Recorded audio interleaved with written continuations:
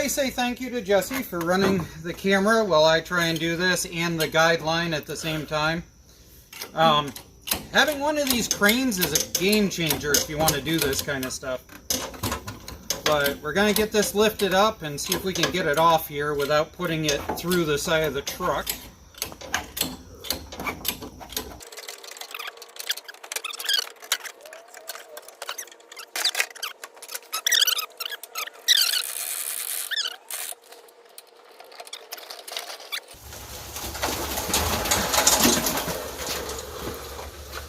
There we go. So this used to be a generator, or rather it still is a generator, but it's missing its top. There's no real way to know exactly what it originally put out. I can see that the back end's been torn apart and there's some stuff disconnected. It's also entirely covered in diesel soot, so I'm kind of worried about that. So I bought it for a $100 bill. It is, I believe, and I'm sure somebody will end up yelling at me about it, I believe it's a Yanmar L100. There is a tag down here that says, right there, 100. And we're going to see if we can get it to go. It's interesting that it's missing a pull start. But I guess we've got the starter here. We're going to see if that'll work. Now, I've talked with a friend of mine. The very first thing we're going to do on this, because I don't know anything about diesels. So if you're looking for somebody who knows what they're doing, this isn't the right video for you. If you're looking for somebody who's going to trial and error and see if they can make it going, that's what this channel is for. So, everything that I've been able to read up on these generators says that there's a couple of known quibbles with them. There is a solenoid shutoff that's here on the injector pump. There's also a oil shutoff here that's known to go faulty. And it also could be that the diesel itself actually sat so long that it ended up turning into algae on top, or some other water leakage or something like that. So the very first thing that we're going to do is hook it up to a battery and see whether the solenoid actually gets triggered and see if it'll even attempt to start after we drain the diesel. Alright, so I may or may not have misjudged exactly how much was in there, but that is lovely, as is that. Yep. Lovely. So the chances of this thing actually starting are slim to none, and the reason being is because this line and system is all filled with air. I'm not out to go and actually start it. I'm out to see if I can hear this click, and to see if it'll actually try and start with the ignition key. So we got that hooked up. Let's see what happens.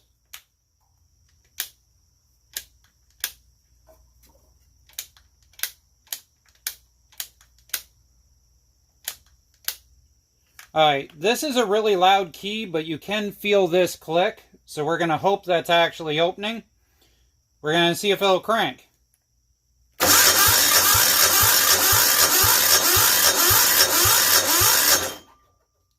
Okay. So, a buddy of mine told me that this needs to get cracked open and see if we can actually get fuel to it, because it doesn't matter unless fuel actually makes it this far. So we're going to crack that open and see what happens next. I'm a little worried because that is rounded over, which means I'm not the first person to be here.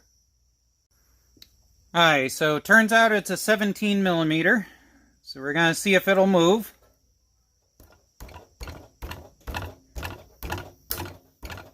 That was not a nice noise.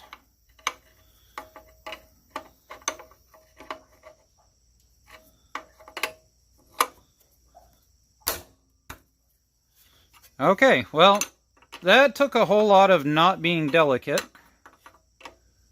But we're going to undo it, and we're going to see if we can make a mess. Because basically, if we don't have fuel to this point, then it doesn't matter.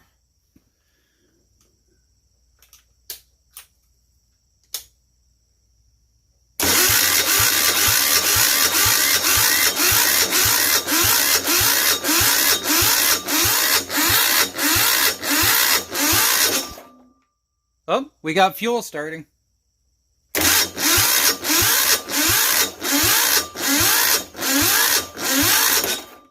Oh, and we're definitely starting to kill that battery pack.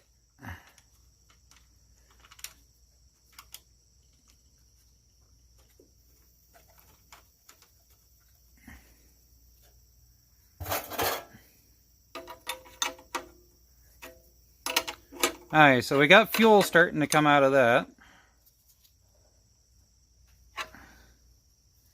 So, if we pull this decompression so that it'll go, and then we'll see what happens next.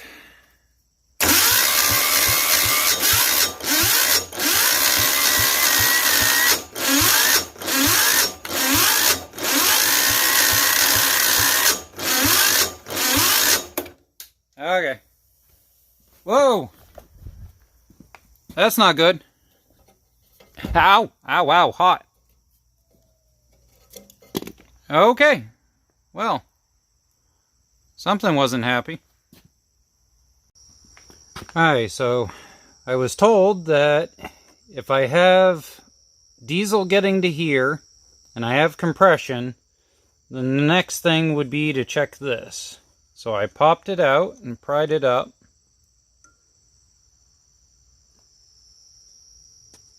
That looks delightful. So I guess we will work on it from here and see if we can clean this up enough that we can get some diesel through it. My first instinct was to go buy a new one, but then I discovered that they were about $45, and because of the pandemic right now, I was going to have to wait 2 weeks, so we tore it apart.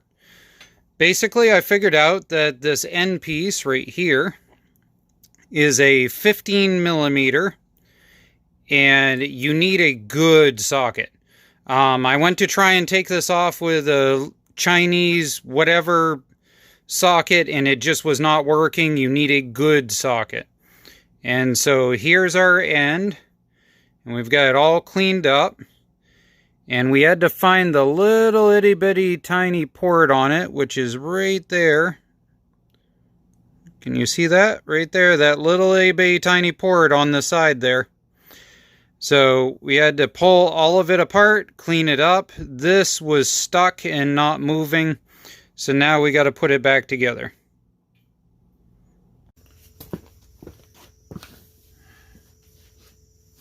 Alright, well, we've got fuel up there. We've got the injector clean. Let's see what happens. Pull the decompression and hope. Oh, we had smoke.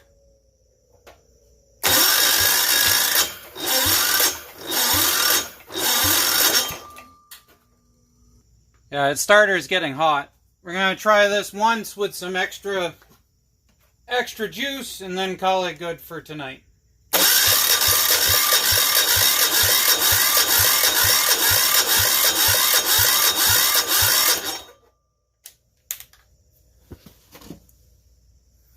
Well, I've got smoke coming out the rear.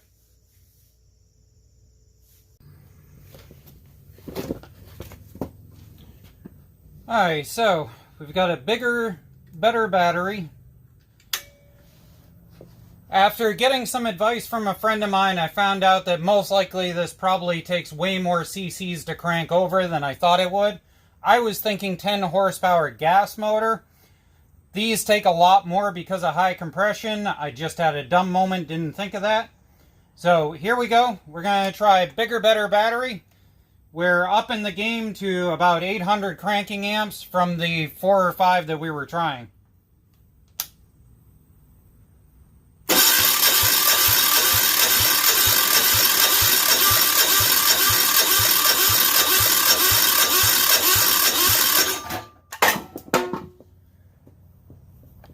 Well, I've got smoke coming out the rear.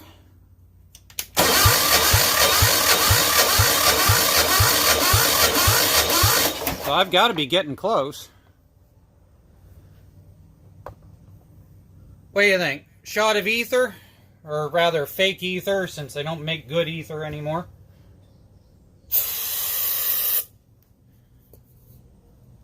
Decompress. Try it again. Oh, that was a hell of a compression.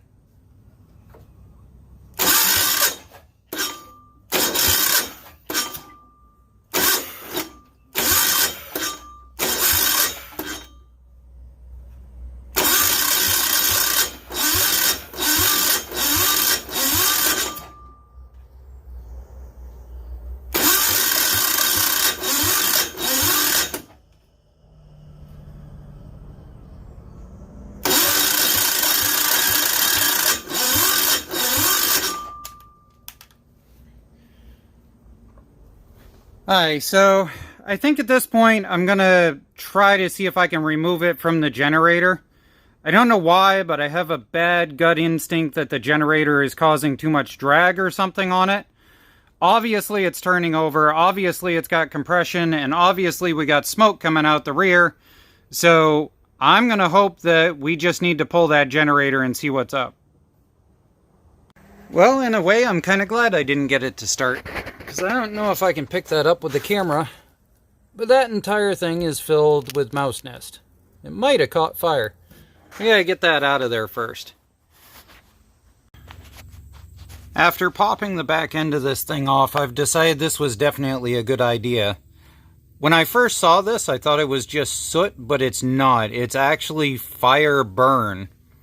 At some point there was a fire on the inside of this thing. These are charred and crispy. So this needs to come off. It's obviously done for. John will be happy to tear it apart. Instead of gold mining, he likes to copper mine, so he'll be happy. So if you're watching this on YouTube, unfortunately YouTube thinks you're a bunch of children and labeled my channel as a child's channel. Please feel free to tell me what child uses welders. But if you're on Facebook, I'm sure one of you idiots have already managed to go and comment that I'm an idiot because it has a tapered shaft on this engine. Yep, I guarantee there's at least a few of you. So, am I an idiot?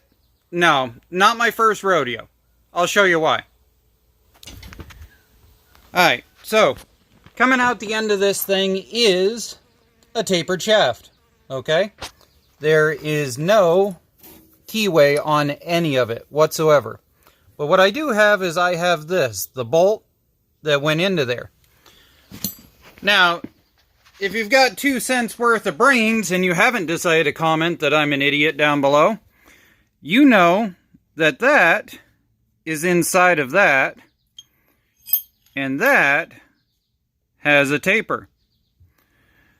So all you got to do is figure out how deep that taper goes, add a little bit to it, and then just slice that sucker off, and then find a bolt that goes into the end of the shaft like so, and you've got your shaft for welding your pulley or your gear onto it, or whatever it is you feel inclined to use. Or, if you know somebody with a machine shop, you could simply just have them cut a keyway into this section here where it's got plenty of meat. Anyways, as far as the generator side goes, I don't think that was going to help anybody anytime soon. And yeah, nor was that. Now, on to the generator itself. So what I ended up discovering while I was tearing off the electrical panel so that I could pull this was that this electric solenoid was not connected to that switch.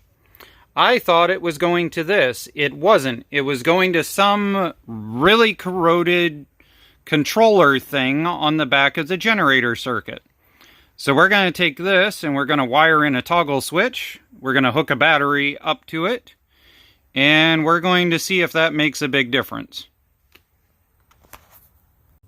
So at this point, without question, we have pressure coming up to here. So we're going to stick this piece of paper towel here while I crank it over, and we're going to see if we can get this thing to spray us. There's little itty bitty ports on the ends, and we should be able to get some spray.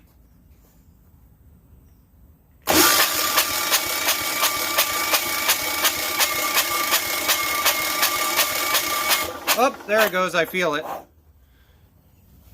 Yep, right there. We've got consistent spray right there. So, let's put it back together and see what happens. Alright, so that last experiment taught us that it takes about 6 rotations before it primes the pump. So, we're going to turn the solenoid on. We're going to decompress it. We're going to give it a few rotations, and then we're going to try it.